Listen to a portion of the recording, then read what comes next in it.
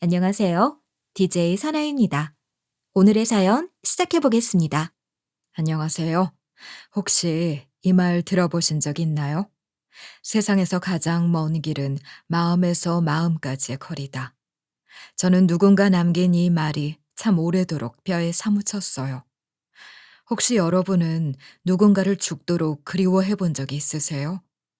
아무리 보고 싶어도 꿈에서도 나와주지 않아 가슴 졸였던 경험이 있으신지 궁금하네요.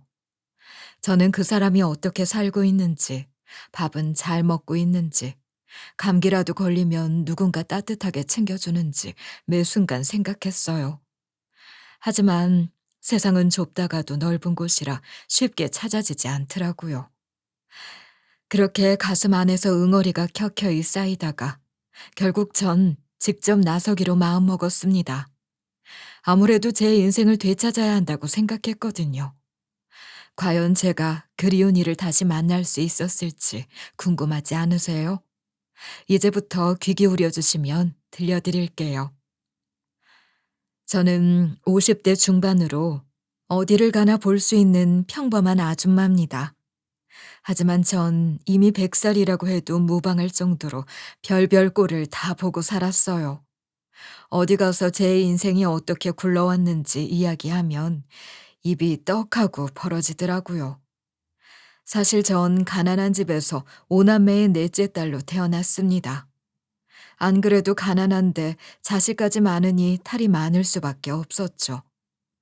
뭐 이런 자식 많은 집안에서는 어떤 위치라도 고생스러울 거예요. 하지만 전 특히 애매한 위치에 끼는 바람에 다사다난했다고 생각해요. 다경이는 집에만 있어도 심심하지 않겠다. 언니들하고 동생이 있어서 항상 시끌벅적 재밌지? 선생님은 어릴 때 외동으로 자라서 항상 형제자매 많은 집이 부러웠거든. 뭘 하나 같이 해도 외롭지 않잖아. 그건 잘 모르셔서 하는 말씀이에요. 차라리 외동인 친구들은 사랑을 나눠 가질 필요도 없잖아요. 아무리 콩 한쪽도 나눠 먹어야 한다지만 이렇게까지 전부 다 나누면 남는 게 뭐가 있나 싶을 정도예요. 차라리 학교에 가서 청소하는 게 마음 편하다고 느끼기도 했습니다. 특히 제 남동생은 우리 집의 유일한 아들이자 막내였어요. 그러다 보니 전 걸핏하면 비교당하고 차별당하며 살았죠. 심지어 제 이름은 다경이가 아니라 안나일 뻔했어요. 더 이상 딸은 안 낳을 거라는 의미에서 안나가 될 뻔했지만 언니들이 극구 반대해서 다경이가 된 거라고 했거든요. 이 사실을 우연히 제가 듣게 됐을 때 얼마나 상처받았을지 감이 오시나요? 게다가 남동생이 감기라도 살짝 걸리는 날이면 집안이 발칵 뒤집힐 정도였는데요. 저는 고열로 끙끙 앓는 상황이 오더라도 좀 참으라는 한마디뿐이었습니다. 그리고 남동생이 스쳐 지나가듯이 먹고 싶다고 언급하는 건 어떻게든 구하려고 애쓰시더라고요. 하지만 제가 뭐라도 간절하게 먹고 싶다고 하면 핀잔부터 날아왔습니다. 엄마, 저도 과자 먹고 싶은데 용돈 좀 주시면 안 되나요? 쟨 한 번이라도 나눠 먹을 생각을 안 한단 말이에요. 아주 그냥 약 올라 죽겠어요. 누가 보면 엄청나게 많이 빼앗아가는 줄 알 거예요. 한 번만 저도 속 편하게 먹게 해주세요. 여자애는 몸 두꺼워져서 좋을 게 없다. 나중에 좋은 곳으로 시집 가려면 지금부터 늘씬하게 보일 생각을 해야지.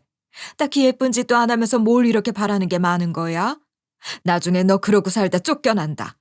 원래 먹을 것으로 쪼잔하게 구는 게 제일 서러운 법이었습니다. 그러다 보니 전 엄마 몰래 눈물을 찔끔 흘린 적도 많았어요. 하지만 부모님은 이런 제 마음을 헤아려 주시기는커녕 눈살을 찌푸리며 혀를 차셨죠. 심지어 학교 준비물도 남동생만 챙겨주시더라고요. 분명 남동생한테는 뭐 하나 빠지는 게 없이 사주셨는데요. 저한테는 가져가 봤자 아무짝에도 쓸모없이 낡은 것들로 넣어주셨어요. 게다가 체육복도 물려입다 못해 색이 바래서 원래 색이 뭔지도 모르겠더라고요. 그래서 자연스럽게 저는 친구들의 놀림감이 되기도 했습니다. 넌 이게 체육복이야? 도대체 이런 건 어디서 구해? 솔직히 걸레로 만든 건 줄 알았어. 그냥 이대로 박물관에 가서 걸어둬도 사람들이 뭐라고 하지 않을 것 같은데? 이 정도면 그냥 부모님한테 새로 사달라고 하는 게 낫겠다. 그러니까 아이의 바람이 강하게 불면 그대로 찢어져 버릴지도 몰라. 괜히 나중에 창피당하는 것보다 지금이라도 새 것을 사는 게 어때? 멀리서 보면 거지랑 우리가 같이 있는 거라고 오해할 수도 있겠어. 이런 말들을 들을 때면 억울해서 분통이 터지더라고요. 그나마 부모님이 절 서럽게 할 때마다 언니들이 보살펴줬기 때문에 마음이 덜 아팠던 것 같습니다. 꼭 제가 어리광 피우지 않아도 다독여줬거든요. 아무리 부모님이 남동생을 편애하시더라도 언니들만은 항상 제 편이라는 확신이 있었던 것 같아요. 하지만 사춘기 시절에 진입하면서 제 마음은 많이 힘들었어요. 솔직히 집에 와도 환영받지 못한다는 생각이 들어서 엇나가기도 했죠. 처음에는 학교 수업을 빼먹는 정도였는데요. 친구들이랑 가까워지다 보니까 집에 들어가기가 싫더라고요. 아무래도 주변 친구들을 둘러보니 제가 부모님한테 찬밥 대우받는다는 것을 선명하게 느낄 수 있었거든요. 나 오늘은 집에 일찍 가야 돼. 지난번에 나한테 꾸중하셨던 거 아빠가 미안하다고 하셨거든. 저녁 때 같이 크림빵 먹으면서 마음 풀기로 했어. 안 그래도 집안 분위기 살얼음 판일까봐 걱정했는데 다행이야. 나도 오늘은 일찍 들어가기로 약속해서 괜찮아. 우리 오빠 성적 올라서 다 같이 외식하기로 했어.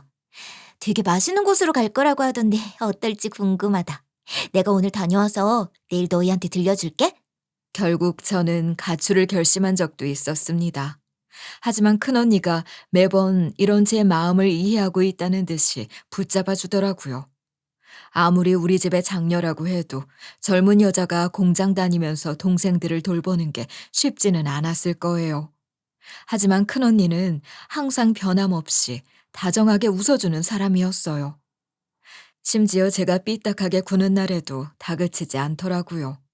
그리고 공장을 다녀와서 몸이 녹초가 돼 있었을 텐데 일부러 김치볶음밥을 만들어주기도 했습니다. 지금까지도 그 맛은 제 마음속에서 잊혀지지 않아요. 여태까지 살아오면서 먹었던 음식 중에 5손가락 안에 꼽을 수 있을 정도로 맛있었거든요. 그리고 매번 남동생과 비교되는 생일을 보내는 절 위해 따로 선물을 챙겨주기도 했습니다. 다경아, 이걸로는 네 마음을 알아주기 부족하겠지만 항상 난 널 많이 아끼고 있어. 언젠가 언니가 돈을 더 많이 벌면 꼭 너 데리고 나갈 테니까 그때까지만 기다려줘. 절대로 넌 미움받는 애가 아니야. 고마워, 언니. 괜히 심술 부리지 말아야겠어. 이렇게 날 아껴주는 언니가 있는데 벌써 좌절할 필요는 없는 것 같아. 나도 언젠가 커서 언니한테 보답할 수 있었으면 좋겠다. 절대 나만 받고 가만히 있진 않을 거야. 저한테는 큰언니가 부모 같은 존재였던 것 같아요. 그러던 어느 날 큰언니가 다니던 공장에서 사고를 당했습니다. 듣기로는 기계에 끼이는 사고였다고 했는데요. 너무나 허망하게 세상을 떠나고 말았어요. 하지만 공장에서는 제대로 된 사과도 한마디 하지 않고 얄팍한 보상금을 건네더라고요. 이렇게 큰 언니가 마지막 인사도 없이 갑작스럽게 떠나버렸다는 것도 억울한데 저들한테는 쉽게 무마해버릴 수 있는 일이라는 것이 기가 막혔습니다. 어떻게 사람이 죽었는데 보상금만 몇 푼 건네주고 끝낼 수 있어요. 그깟 기계가 사람 목숨보다 더 중요하단 말인가요? 우리 언니가 어떤 사람이었는지 알아요? 누구보다 긍정적이고 따뜻한 사람이었다고요. 그런 사람의 인생이 허무하게 사라진 건데. 저는 온몸에서 피가 식어버리는 것 같은 분노를 느꼈습니다. 어떤 사람도 이런 식으로 목숨을 잃어서는 안 되지만 큰언니는 특히나 선량하게 인생을 살아가려 노력하던 사람이었잖아요. 그런데 절 더욱 분노하게 만든 사람들은 따로 있었어요. 바로 부모님이 안타까워하는 기색도 없으셨던 거예요. 그래도 이거 받았으니 막둥이 학비는 내줄 수 있을 것 같네. 이미 주경이는 세상을 떠났으니 뭐 어쩌겠어. 살 사람은 살아야 하는 거지. 어차피 돈 쓰라고 있는 거잖아. 의미 있는 곳에 쓰는 게 맞다고. 주경이는 원래 우리 집에서 희생하고 헌신하던 애잖아. 우리 집을 이렇게 세우려면 결국 막둥이한테 투자해야 돼. 주경이도 저 세상에서는 우리를 다 이해할 거야. 비록 마음 아프더라도 냉정하게 판단하자고. 그동안 부모님한테 실망할 만큼 실망하며 살아왔기 때문에 더 이상 정 떨어지는 일은 없을 줄 알았습니다. 하지만 큰언니를 떠나보내고도 고생하며 살아온 삶을 마음 아파하지 않고 남동생의 미래를 고민하고 있으니 기가 막히더라고요. 그렇게 저는 성인이 되고 나면 이 집을 떠나야겠다고 마음먹었어요. 물론 이 마음은 다른 언니들도 마찬가지였죠. 우리는 괜히 집에 남아있을 필요 없어. 그냥 지갑 취급받으면서 남은 인생 깎아먹을 게 분명해. 더 이상 정에 얽매이지 말고 각자 인생을 잘 살아가자. 서로 무소식이 희소식이라고 생각하는 거야. 그렇게 언니들은 하나둘씩 집을 떠나기 시작했습니다. 그러자 부모님은 노골적으로 흉을 보시더라고요. 기껏 키워놨더니 어떻게 부모 뒤통수를 칠 수 있다는 거니? 이것들이 마음이 안 가는 이유가 있었던 거야. 싹수가 노란 걸 나도 모르게 감지하고 있었던 거지. 앞으로 이것들은 내 자식 아니라고 생각하며 살아야겠다. 부모님은 언니들의 뒷담을 주고받으면서 제가 편을 들어주기를 원하셨습니다. 하지만 저는 못 들은 척하고 넘겨버렸어요. 왜냐하면 저도 어차피 곧 떠날 거라고 생각하고 있었거든요. 그렇게 저 역시 성인이 되고 나서 바로 짐을 싸 떠나기로 했어요. 그런데 예상외로 이번에는 엄마가 절절하게 붙잡으시더라고요. 너까지 가면 우리 막둥이는 어떡하니? 어느 정도 의지할 곳이 있어야 막둥이도 마음 편히 먹을 수 있지 않겠어? 다른 애들은 몰라도 너랑은 나이 차이도 얼마 안 나는데 서로 이끌어주면서 살아라. 엄마는 거의 울부짖으며 저한테 간곡하게 부탁했습니다. 하지만 저는 엄마의 애틋한 마음이 별로 와닿지 않더라고요. 애초에 절 걱정하시는 게 아니라 남동생이 혼자 남게 될까봐 두려워하시는 거였으니까요. 이럴 거였으면 진작 우리 자매들한테 잘하는 모습을 보여주셨어야죠. 그렇게 저는 얄짤없이 서울로 상경해버렸어요. 그리고 저는 운이 좋게도 어느 꽃집에서 일자리를 구할 수 있었습니다. 사실 대학 졸업장이 있는 것도 아니고 기술도 딱히 없으니 걱정이 많았는데요. 이 정도면 젊은 여자가 일을 배우기 좋았다고 생각해요. 게다가 꽃집 사장님 부부도 저를 얼마나 귀여워해 주셨는지 몰라요. 다경아, 다른 건 걱정하지 말고 우리 꽃집의 분위기를 화사하게 살려준다고 생각해라. 지금은 잘하고 있으니까 혹시 실수하더라도 주눅 들지 않아도 된다. 원래 처음 배우는 일은 다 어설픈 법이거든. 그럼. 우리 부부는 이미 몇 년을 운영하고 있는데도 가끔씩 실수하게 돼. 너만 그러는 거 아니니까 필요 이상으로 마음 쓰지 않아도 된다. 어차피 실수라는 건 다시 만회할 수 있는 기회가 찾아올 거야. 심지어 꽃집 사장님 부부는 가게 한켠에 있는 방까지 절 위에 내어주셨습니다. 사실 서울로 상경하면서 드디어 지긋지긋한 집에서 벗어난다는 기쁨도 있었지만 내심 무시당할까봐 두려웠기 때문에 더욱 감사했죠. 그래서 꽃집 사장님 부부에게 보답하겠다는 마음으로 제가 도와드릴 수 있는 건 전부 나섰던 것 같아요. 굳이 저한테 요구하지 않으셔도 새벽 꽃시장을 따라다녔고요. 가까운 곳이면 재빠르게 배달을 다녀오기도 했어요. 물론 꽃집의 인상을 좋게 남겨야 한다는 목표로 응대도 소홀히 하지 않았죠. 그러던 어느 날 어버이날을 맞이해 어떤 남자 손님이 찾아왔습니다. 어버이날이라 부모님에게 드릴 카네이션을 사러 왔어요. 뭔가 정성스러워 보이는 포장이 필요한데 혹시 가능할까요? 무조건 값을 더 지불할 각오를 하고 왔어요. 꼭 성의 있어 보이도록 부탁드릴게요. 가게의 특성상 주변에는 향기로운 꽃들이 널려 있었는데요. 저는 오로지 그 남자만 눈에 들어올 정도로 반했던 것 같습니다. 하지만 남자는 저와 전혀 안 어울리는 사람이었어요. 왜냐하면 양복도 그럴듯하게 갖춰 입고 깔끔하게 생겼거든요. 당연히 제가 가진 호감과는 별개로 단번에 체념해야 할 상황이라고 생각했어요. 굳이 밥 벌어먹고 살기도 어려운데 괜한 기대를 가질 순 없으니까요. 그런데 남자는 꾸준히 출석 도장이라도 찍듯이 꽃집에 방문했습니다. 그러더니 한 번은 저한테 조심스럽게 말을 걸더라고요. 사실 전 다경 씨 보러 꽃을 사가는 거예요. 이런 제 마음 모르셨죠? 그런데 줄 사람이 없어서 회사에 하나씩 나눠줬더니 엉뚱한 사람들이 제가 호감을 갖고 있다고 오해하고 있네요. 이럴 바엔 진짜 호감 가는 사람한테 주는 게 맞겠죠? 남자는 수줍어하면서도 당당하게 제 손에 꽃을 쥐어줬습니다. 그동안 꽃집에서 일하며 팔기만 팔았지 제가 받은 적은 없었기 때문에 감동할 수밖에 없었죠. 그리고 우리는 서로에 대한 마음을 확인하며 교제를 시작했어요. 처음에는 서로 다른 부분이 많아 걱정이 많았는데요. 알아갈수록 그저 마음이 깊어지더라고요. 설마 이렇게까지 사랑받을 줄은 몰랐기 때문에 매일이 황홀하기만 했습니다. 그렇게 저는 마음의 문이 열린 만큼 그동안 어떻게 살아왔는지 사정을 털어놓게 됐어요.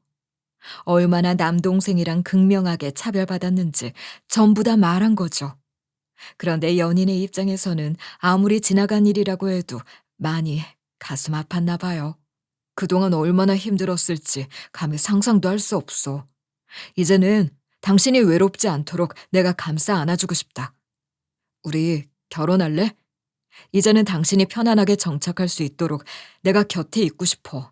절대로 후회하지 않게 신경 쓸게. 진심으로 울컥해서 뭐라고 대답해야 할지 모르겠더라고요. 당연히 꽃집 사장님 부부도 진심으로 축하해 주셨습니다. 감히 기대하지도 않았던 행복이 펼쳐지는 것 같아서 기뻤죠. 굳이 제가 거절할 이유 같은 건 어디에도 없었던 거예요. 그런데 시부모님에게 인사를 드리러 가려고 하니 남편의 반응이 영 시원치 않았습니다. 당신같이 근사한 남자를 어떻게 키워낼 수 있으셨던 건지 궁금하다. 꼭 인사드리러 가서 비법을 여쭤봐야겠어. 언제 찾아뵙는 게 좋을 것 같아? 난 당신이 된다고 하는 시간에 맞추려고 해. 아무 때나 괜찮아. 잠시만. 일단 기다려줘. 우리 부모님이 언제가 편안하실지 아직 여쭤보지 않았거든. 언제든 인사드리러 가기는 해야 할 텐데 두 분 기분 좋을 때 뵈러 가고 싶어서 고민이 된다. 어떡하면 좋지? 처음에는 제 조건이 많이 부족하기 때문에 망설이는 줄 알았습니다. 그래서 솔직히 남편에게 서운한 마음도 생기고 많이 걱정스러웠죠. 하지만 막상 인사드리러 가보니 모든 정황을 알겠더라고요. 남편 역시 집안에서 찬밥 대우당하던 사람이었던 거예요. 사실 남편은 시아버지와 사별한 친모 사이에서 낳은 자식이었고요. 제가 찾아뵙게 된 시어머니는 계모였습니다. 그런데 계모에게도 본인이 낳은 시누이가 따로 있었던 거예요. 그래서 남편을 눈칫밥 먹여가며 키운 것 같더라고요. 왜냐하면 딱 봐도 시어머니는 남편을 애정어린 시선으로 보고 있지 않았어요.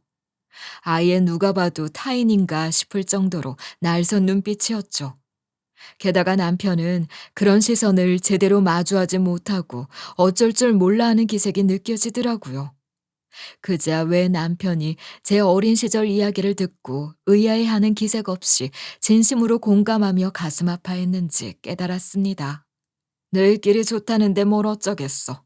우리는 괜히 이것 따지고 저것 따지면서 피곤하게 굴 생각 없다. 어차피 인생은 각자 마음대로 꾸려가는 거잖아.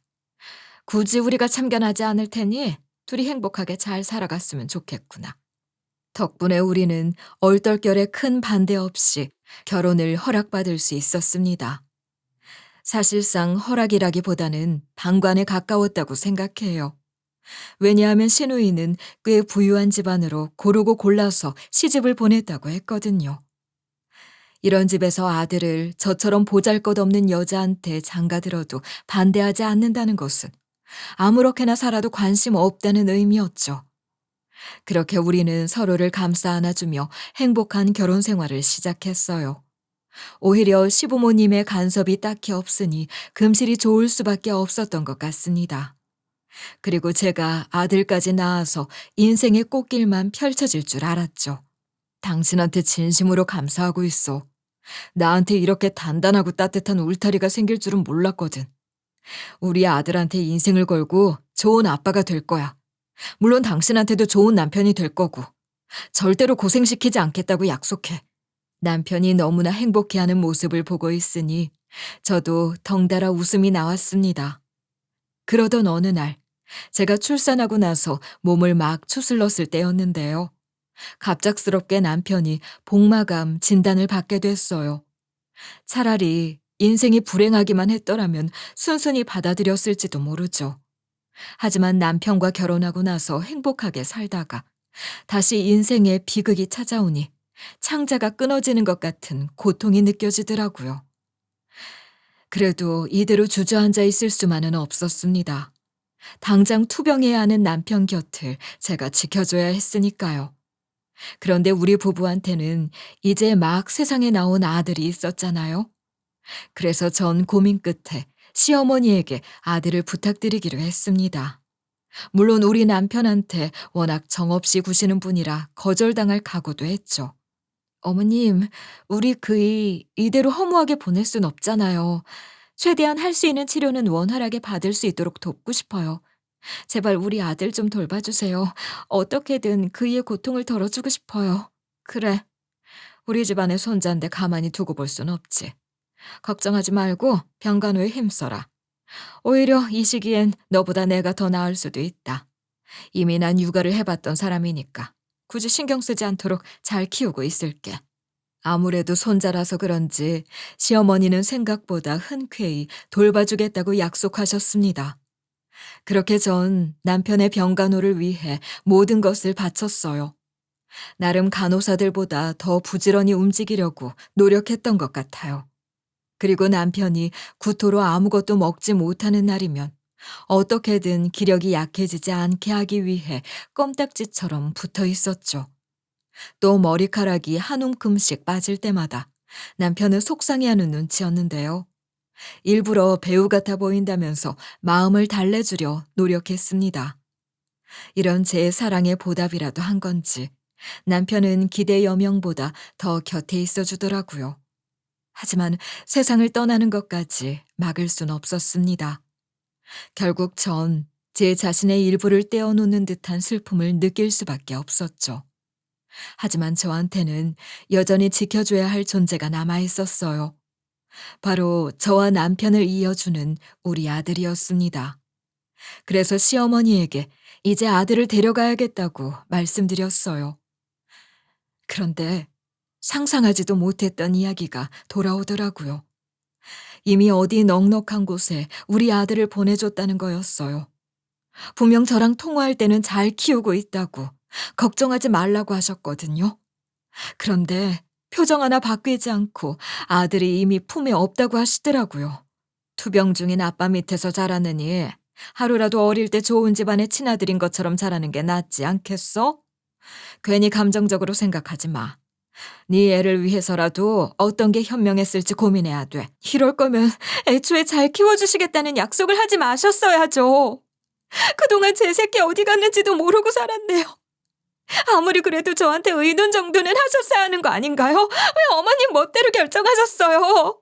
솔직한 마음으로는 시어머니가 원망스럽고 야속하기도 했지만 당시 남편은 제 병간호를 필요로 했기 때문에 이제 와서 후회할 순 없었습니다.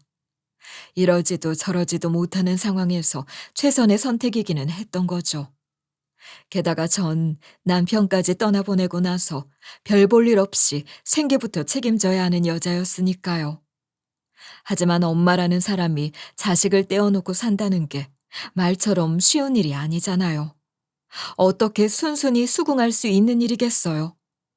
당연하게도 전 한 번만 얼굴이라도 멀리서 확인하게 해달라고 호소했습니다. 어머님, 제가 회방 놓고 오겠다는 게 아니잖아요. 우리 아들 어떻게 자라나고 있는지만 보게 해주세요. 가까이 가지도 않을 거고요. 감히 그 입에서 절 엄마라고 불러주는 건 기대하지도 않을게요. 그냥 이렇게 존재도 모르고 살아갈 순 없어요. 네 새끼를 위해서라도 가슴에 품는 게 나을 거다. 괜히 이제 와서 혼란스럽게 해봤자 서로한테 상처가 남을 거라고. 지금은 내가 얄밉겠지만 나중에 가면 다 이해하게 될 거야. 모두를 위해 이게 옳아. 제가 아무리 간곡하게 애원해도 시어머니의 생각은 바뀌지 않았습니다.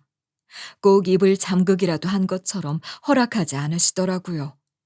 결국 전 당장의 생계부터 책임져야 했기 때문에 시어머니를 포기할 수밖에 없었어요. 그렇다고 아들을 다시 만나고야 말겠다는 희망까지 버린 건 아니었고요. 그렇게 전 다시 친정 언니들을 만나서 같이 김치 사업을 하게 됐습니다. 원래 언니들이 의기투합해서 시작해보던 거였는데요. 그동안 제가 어떻게 살아왔는지 듣고 사정이 딱하다며 끼워주더라고요. 우리 같이 머리 복잡하게 굴리지 못하는 사람들은 이렇게라도 일을 시작해야 돼. 당장은 바위에 계란 던지는 것 같아도 끈기 있게 하면 어떤 결과가 나타날지 모르잖아. 우리 한번 자매끼리 힘을 모아보자고. 고마워, 언니들. 도대체 인생을 어떻게 꾸려나가면 좋을지 막막했거든. 우리끼리 함께하는 거니까 좋은 결과가 나왔으면 좋겠다. 비록 아직은 언니들이 차려놓은 밥상에 손만 얹는 정도라 민망하지만 사실 이 김치 사업은 사업이라는 거창한 단어를 갖다 붙여도 되나 싶을 정도로 소규모였습니다. 과연 이걸 계속 이어나가는 게 현명한 선택일지 의문이 들기도 했어요. 지금이라도 포기하고 다른 사업 아이템을 구상하는 게 낫지 않을지 의논하기도 했죠. 하지만 둘째 언니 말대로 포기하지 않고 끈기 있게 임하니까 세월이 흐르면서 입소문을 타더라고요. 여기 김치가 한국 사람이라면 외면하기 어려울 정도로 맛있어요. 적당히 매워서 남녀노소 다 먹을만 하고요. 꾸준히 주문해서 먹고 있는데 항상 기복 없이 맛볼 수 있어서 마음에 드네요. 주변에도 진짜 많이 추천해요. 언젠가부터 단골이 하나둘씩 생기는 것 같더니 주문량도 눈에 띄게 늘고 급기야 몇몇 구내식당이랑 계약까지 하게 됐습니다. 그러고 나니까 저의 위태롭던 삶에도 조금씩 여유가 생기기 시작했어요. 그동안 사업 규모가 커지면서 우리 자매 말고도 직원들이 여럿 생겼거든요. 이런 상황에서 제가 자연스럽게 누구를 떠올리게 되었겠어요? 당연스럽게도 저는 우리 아들을 생각할 수밖에 없었습니다. 사실 넉넉한 집안으로 보냈다고 했으니 지금까지 잘 살고 있었을 거예요. 하지만 사람 일이라는 건 어떻게 될지 모르는 거니까 혹시나 아들을 찾고 나서 뭐라도 도움을 줄 수 있다면 손을 내밀고 싶더라고요. 이제는 저에게도 그럴 만한 여유가 생겼으니까요. 그런데 문제는 아들이 워낙 어릴 때 저랑 떨어진 사이잖아요. 만약 제 품에서 어느 정도 키우고 나서 떨어진 거라면 사진이라도 몇 장 가지고 있었을 겁니다. 하지만 그것도 아니었기 때문에 저한테 가지고 있는 거라고는 한창 시댁에 아들 어디로 갔는지 알려달라며 읍수하던 시절에 시어머니 방에서 몰래 슬쩍했던 사진뿐이었어요.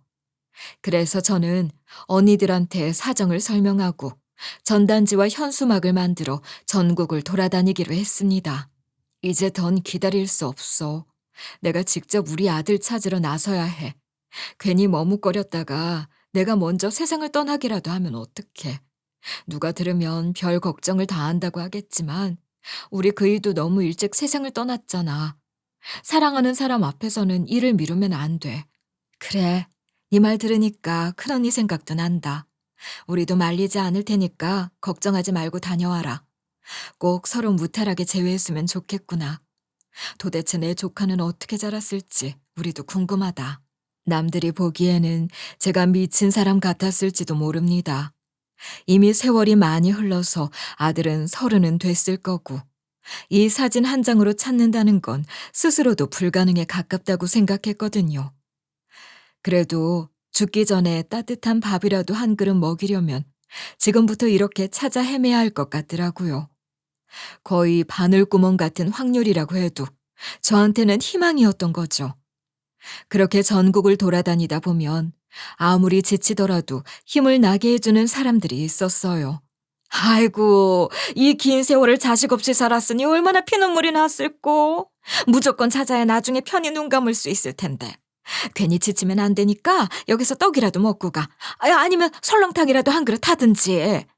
분명 본인이랑 아무런 관련이 없는 일인데도 진지하고 따뜻하게 걱정해 주시는 분이 있더라고요. 이런 분을 마주할 때면 저도 모르게 눈물이 저절로 흘러내리곤 했어요. 하지만 이게 인간이 할 짓이 맞나 싶을 정도로 짓궂게 장난치는 사람도 있었죠. 어라? 이거 제 어린 시절하고 좀 닮은 것 같은데요? 혹시 저 버려놓고 이제 와서 찾으시는 거예요? 뭐 상속해줄 유산이 있는 거 아니면 찾지 마세요. 이제 와서 이러는 거 그냥 민폐라고요. 괜히 죄책감 때문에 욕심 부리시는 거예요. 네 놈 아니어도 내 심정은 충분히 고통스러우니까 당장 사라져. 어디 남의 귀한 아들인 척하면서 얼굴을 들이밀고 있어? 나중에 너도 간절하게 누군가를 그리워할 때 똑같은 수모를 당하게 될 거야. 이렇게 제가 눈을 부라리면서 호통을 치면 뒤도 안 돌아보고 도망가 버렸습니다. 솔직히 쫓아가서 싸대기라도 한 대 날리고 싶었지만 꾹 참았어요. 그럴 시간에 전단지 한 장이라도 더 돌려야 했으니까요. 심지어 저는 장난 전화 때문에 땅끝까지 내려갔다가 위험에 빠질 뻔한 적도 있었어요. 만약 그때 걸음아 나 살려라 도망치지 않았다면 어딘가에서 돈도 제대로 받지 못하고 일을 돕고 있었을 겁니다. 이렇게 겁에 질리는 순간도 많았지만 포기할 수는 없었던 것 같아요. 아무래도 자식을 보지 못하고 눈 감는 일만큼 두려운 건 없었으니까요. 그러던 어느 날 제가 여느 때와 같이 현수막을 걸고 있었습니다. 그런데 제 주변을 기웃거리면서 뭐라 할 말이 있는 것처럼 어슬렁거리는 낌새가 느껴지더라고요. 처음엔 일부러 쳐다보지도 않았습니다. 또 어떤 사람이 저를 가지고 짓궂게 장난치려고 할지 걱정스러웠거든요. 그런데 총각이 궁금증을 참지 못하겠다는 듯이 말을 걸어왔어요. 아줌마는 누구신데 이런 현수막을 걸고 계세요? 이거 누가 부탁한 게 아니고 직접 걸고 다니시는 건가요? 현수막에 왜 제 사진을 붙이신 거예요? 설마 절 찾고 계시는 건가요? 뭔가 오해가 있는 것 같아요. 사실 너무나 긴 세월이 흐른 데다가 아무리 제 배 아파 낳은 자식이라고 해도 품에 오래 안아보지도 못했기 때문에 당장 못 알아보고 스쳐 지나가 버리면 어떡하나 두려운 순간들도 있었습니다. 그런데 눈앞에 총각을 마주하니까 감히 알아보지 못하기 어려울 정도였어요. 왜냐하면 제 죽은 남편이랑 판박이었거든요. 만약 제가 아들을 낳지 않았더라면 혹시 제 남편이 사실은 저 몰래 살아있던 건가 의심했을지도 몰라요. 그렇게 총각은 현수막을 가리키면서 어리둥절한 표정을 짓더라고요. 아니, 제가 그냥 하는 말이 아니에요. 어릴 적 사진 모아둔 앨범에 있는 사진이랑 배경이 똑같고 제 포즈만 달라요. 아무리 생각해도 이 현수막에 있는 사진은 제가 맞는 것 같아요. 어쩌다 이 사진을 구하신 거예요? 솔직히 저는 순식간에 가슴이 뜨거워졌고 눈시울도 붉어지는 게 느껴졌습니다. 아예 심장까지 미친 듯이 뛰면서 온몸이 제 아들이라고 반응하는 것 같았어요. 하지만 냉큼 제가 누구인지 정체를 밝혀버릴 수는 없겠더라고요. 여태까지 친부모한테서 키워졌다고 굳게 믿고 있는 것 같은데 어떻게 사실 제가 친엄마라고 실토할 수 있겠어요. 심지어 저한테 예의를 갖추고 있어서 충격적인 발언을 꺼내기 망설여졌습니다. 그렇게 저는 어떻게 해야 하나 고민하고 있었는데요. 총각이 참 서글서글하게 말을 건네더라고요. 너무 실망하지는 마세요. 아무래도 사진을 잘못 갖고 계셨던 것 같으니 저희 집에 가서 이게 어떻게 된 일인지 같이 알아봐요. 제가 왜 제 사진이 맞다고 확신했는지 앨범까지 보여드릴게요. 그래도 괜찮겠어요? 총각이 친절을 베풀어주면 나야 너무 고맙네요. 괜히 패기치는 것만 아니었으면 좋겠어요. 만약 총각이 저 사진 속 주인공이 맞다고 하면 바로 현수막 내려줄게요. 걱정하지 말아요.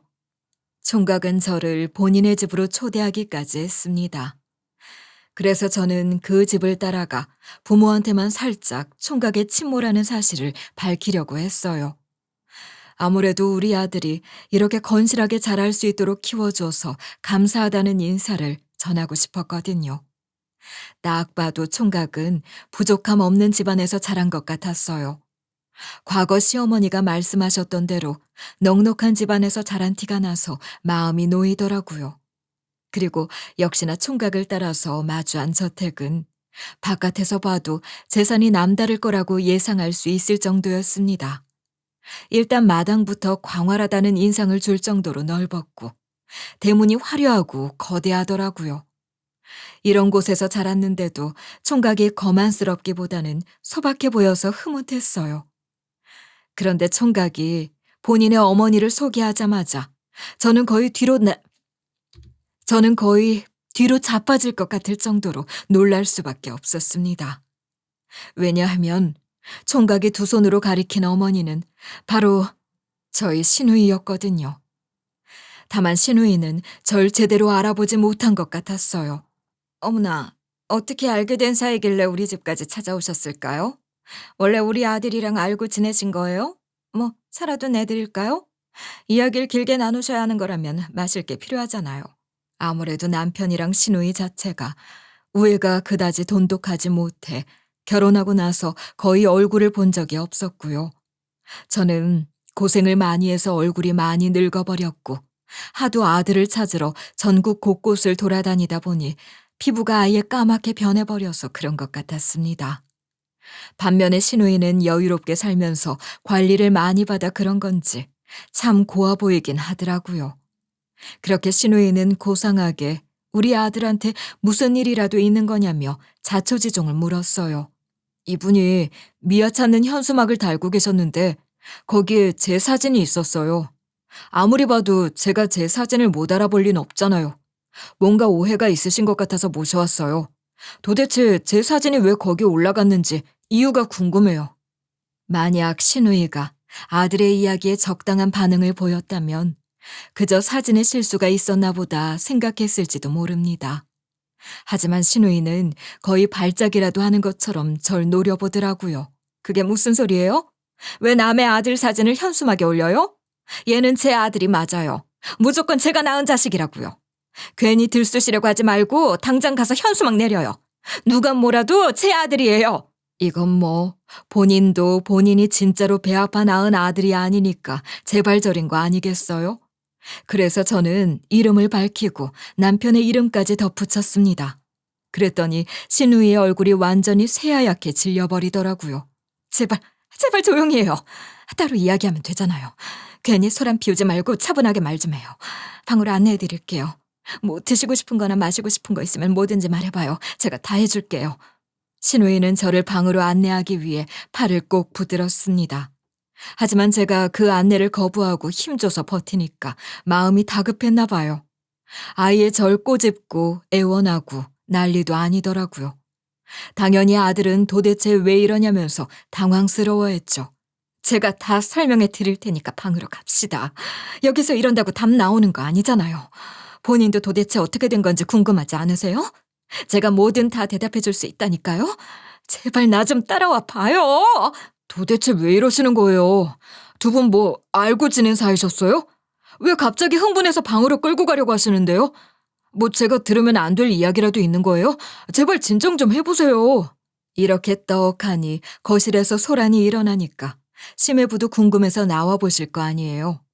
저는 원래 아들을 위해 굳이 비밀을 드러내고 싶지 않았습니다. 하지만 시누이가 먼저 방귀 뀐 놈이 성내듯이 구니까 참아줄 수 없더라고요. 저는 다른 거 없고 우리 아들 찾으러 온 거예요. 그 당시에 어머님이 제 새끼를 어딘가 보내버리셨다고 했는데 혹시 행방을 아시는 거 있나요? 이대로는 억울해서 못 살겠는데 저도 제 새끼 얼굴 한번 어루만져 봐야 하지 않겠어요? 저는 고함 지르듯이 전단지를 던지면서 아들의 행방을 찾으러 왔다고 했습니다. 그러다 심해부의 표정이 요상해지더라고요. 알고 보니 시누이는 넉넉한 재력을 가진 심해부한테 시집간 만큼 아들을 낳아 대를 이어야 한다는 압박을 받고 있었대요. 그런데 아무리 주변 조언을 듣고 별 기행을 다 해봐도 아들은커녕 애가 들어설 생각조차 하지 않았다고 하더라고요. 심지어 시누이는 일부러 다둥이를 출산했다는 여자를 묻고 물어 기저귀까지 받아왔다고 했어요. 저절로 인상이 찌푸려지는 미신마저 믿고 따르려고 노력한 거죠. 이런 식으로 가다가는 서로를 위해 이혼하는 게 나을 수도 있겠어. 어차피 애 없이 살 거면 결혼 안 하는 게 낫잖아. 그렇게 노력하고 있는데도 답이 안 나오는 거면 우리는 인연이 아닐지도 몰라. 제발 조금만 더 기다려줘. 내가 일부러 안 나오려고 용 쓰는 것도 아니잖아. 나도 당신 닮은 아이 낳아 행복하게 오순도순 살고 싶어. 이대로 이혼할 거라는 말만 하지 마. 어떻게든 내가 더 노력해볼게. 신우이는 어쩔 수 없이 눈치를 보면서 임신을 간절히 원했다고 했습니다. 그러다가 심해부가 해외로 출장을 나갔을 때 기회가 찾아온 거라고 생각한 거예요. 그래서 심해부한테는 애가 드디어 들어섰다고 알리고 10달 후에 출산했다며 소식을 전한 거죠. 물론 심해부 역시 본인 아들이 자라면서 처남과 너무 닮았다고 의심했다고 했어요. 하지만 신우이가 재혼 가정에서 자랐다는 것을 몰랐던 겁니다. 우리 아들은 외탁한 것 같아. 어디 다른 사람 닮은 것도 아니고 내 동생 닮은 건데 굳이 수상하게 생각할 필요는 없지. 그냥 우리 집안 유전자가 너무 강한가 봐. 그래도 성격은 당신 닮았으니 됐어. 이렇게 저랑 심해부가 대화를 나누면서 진실이 퍼즐처럼 밝혀지니 신우이는 무릎 꿇고 싹싹 빌기 시작했습니다. 일부러 당신을 속이려고 했던 건 아니야. 이게 다 내가 당신을 사랑해서 그랬던 거라고. 아무리 생각해도 당신하고 이혼하는 건 싫은데 어떡해. 원래 모르는 게 약이라잖아. 그동안 우리 세 식구 화목하게 살아왔으면 됐지. 제발 화내지 말아줘. 당연하게도 심해부는 그 자리에서 분노를 참지 못하시더라고요. 어떻게 사람을 이렇게 속일 수 있어? 자그마치 30년을 숨겨왔다는 게 말이 돼? 아예 당신 배에서 나온 것도 아니라는 거잖아. 그깟 욕심 때문에 엉뚱한 모자를 서로 생사도 모르고 살게 했다는 거야? 당장 말해봐. 일부러 그런 게 아니라니까. 나라고 이렇게까지 하고 싶었겠어? 당신하고 같이 살려면 아들을 낳아야 하는데 임신조차 제대로 안 되는 걸 어떡하라고. 이제 와서 내가 괘씸해? 이만큼 당신을 간절히 원했던 거라고 생각해 줄 순 없어? 당신은 아직도 정신 차리지 못하고 있어. 지금 나한테 애원할 게 아니라 사과부터 해야 할 거 아니냐고. 정작 난 나 뜨겁고 부끄러워서 고개도 들지 못하겠는데 다신 그 낯짝 보고 싶지 않아. 심해부는 얼굴이 새빨갛게 변할 정도로 노여워하셨습니다. 그러자 신우이는 순간적으로 겁이 났나 봐요. 여태까지 이실직고 하는 것 같더니 갑자기 아득바득 본인이 낳았던 게 맞다고 우기려고 하더라고요. 아무래도 이혼당할까봐 걱정돼서 상황을 모면하기 바쁜 것 같았습니다. 하지만 지금까지 실컷 떠들어 제꼈는데 누가 믿겠어요. 결국 우리는 친자 확인 검사를 거쳐서 제 아들이 맞다는 것을 밝혀낼 수 있었습니다. 그리고 심해부는 진지하게 저한테 고개를 숙이면서 용서를 구하시더라고요. 설마 제가 아들 자식 키우면서 이런 뒷이야기가 있을 줄은 상상도 못했네요. 그동안 얼마나 애달파하셨을지 상상하면 너무 죄스러워요. 이제라도 모자가 다시 만나게 되어 다행이에요. 다시 한번 사과드립니다. 아니에요. 진짜 용서를 구해야 할 사람은 따로 있잖아요. 설마 남의 아이 주워다가 우겼을 거라고 누가 예상이나 했겠어요. 절대로 죄책감 갖지 않으셨으면 좋겠어요. 이렇게라도 무사히 다시 만나서 감사하죠. 저는 진심으로 심해부의 잘못이 아니라고 생각했습니다. 당연히 본인 배우자의 말을 신뢰할 수밖에 없는 게 부부 사이잖아요. 그리고 신우이는 끝까지 반성의 태도를 보이지 않았어요. 괜히 잔머리 굴리려고 했었지만 뻔히 다 느껴졌죠. 어쩔 수 없이 심해부는 이혼을 선언하실 수밖에 없었습니다. 그동안 신우이는 아들 낳았다는 것 하나만으로 평생 고개 빳빳이 들며 살아왔기에 쫓겨나듯 집을 나가야 했어요. 그러고도 이혼만은 순순히 해줄 수 없다고 고집부려서 결국 심해부가 소송까지 걸었죠. 그리고 저는 전 심해부에게 우리 아들이 건실한 총각으로 자랄 수 있도록 물심양면 키워주셔서 감사할 뿐이에요. 게다가 현재 아들은 전 심해부의 사업을 이어받기 위해 그 밑에서 배우고 있다고 하더라고요. 굳이 아들이 어떤 규모의 사업을 물려받게 될지 일일이 관심 갖지는 않고 있어요. 겨우 다시 만난 소중한 사이인데 괜히 때묻게 만들고 싶지는 않거든요. 엄마, 제가 지난번에 보내드린 한약은 전부 다 드셨어요? 그동안 너무 고생하며 살아오셔서 기력 보충하셔야 돼요. 괜히 입맛에 안 맞는다고 거르시면 안 되는 거 아시죠? 아무리 쓰더라도 제가 드리는 마음이라 생각하고 드세요. 나도 네 정성 때문에 다 마셨다.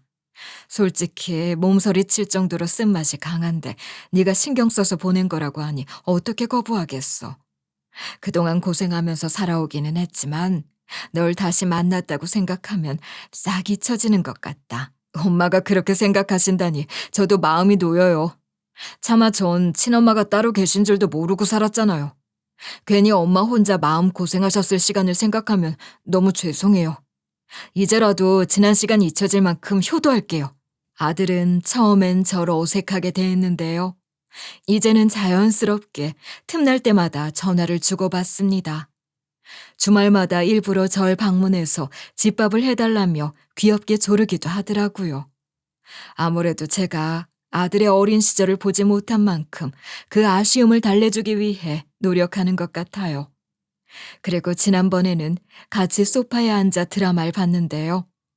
은근슬쩍 제 어깨에 기대더니 따뜻하고 든든하다며 마음을 전해줬습니다. 솔직히 아들 앞이라서 이를 악물고 참았지만 저절로 눈물이 나는 것 같았어요.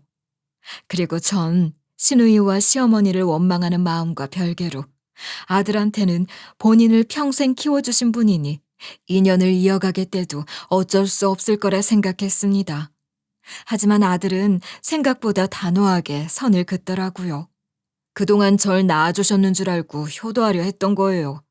그분은 사치스럽고 허영심이 많아서 저한텐 별로 관심 없었거든요. 차라리 아빠가 고용하셨던 유모의 도움이 훨씬 컸어요.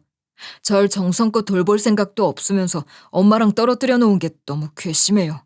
아들은 시누이를 용서할 수 없다고 울분을 터뜨렸습니다. 결국 능력 없이 배우자와 아들에게 기대어 살던 시누이는 뒤늦게 후회하며 잘못을 빌었지만 소용없었어요. 이제는 진심으로 반성하고 있어. 그때는 내가 너무 경솔하게 욕심만 채웠던 것 같아. 이제라도 네 엄마랑 같이 진심으로 널 대하고 싶다. 죽을 때까지 후회하면서 살 테니 제발 용서해줬으면 좋겠구나. 이미 너무 늦어버렸어요.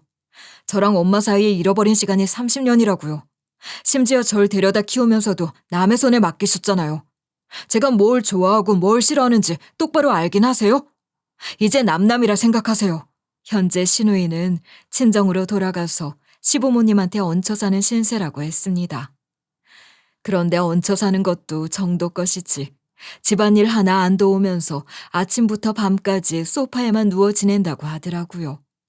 심지어 이제는 연세가 많이 드셔서 시어머니가 허리 때문에 쩔쩔매고 계시는데도 눈 하나 깜짝하지 않고 배달 음식만 시킨다고 했어요. 게다가 한번 카드값이 연체되는 바람에 시아버지 연금까지 끌어다 메꿨다고 하더군요. 그렇게 시부모님은 노후에 이혼당하고 돌아온 딸을 보살피셔야 하는 처지가 된 겁니다. 그리고 전 이제 아들을 찾았기 때문에 다시 언니들 곁으로 돌아와 김치 사업을 확장해 나가고 있어요. 역시 사람은 뭔가 계기가 있어야 더 활기가 생기나 보다. 오히려 젊었을 때보다 지금 더 적극적으로 일하는 것 같아. 아무래도 조카를 다시 만난 덕분인가? 내 동생이 이렇게 환하게 웃을 줄은 몰랐어. 언니들이 절 장난스럽게 놀리면서 아들과의 재회를 축하해 줄 때면 어쩐지 쑥스럽습니다. 하지만 이 꿈 같은 나날을 단 하루도 허투루 보내고 싶지 않아요. 그리고 우리 아들은 이미 제가 도와주지 않아도 본인 몫을 다하며 살지만 언젠가 장가들 때 뭐라도 도와주고 싶다는 마음이 있어요. 이렇게 걱정 없이 웃게 되는 날이 다시 올 줄은 몰랐습니다. 하지만 이제는 아무리 멀리 돌아가더라도 끝내 제자리로 돌아오게 된다는 걸 확신해요. 그러니 사연을 들어주신 여러분도 희망을 잃지 않으셨으면 좋겠어요. 지금까지 들어주셔서 고맙습니다.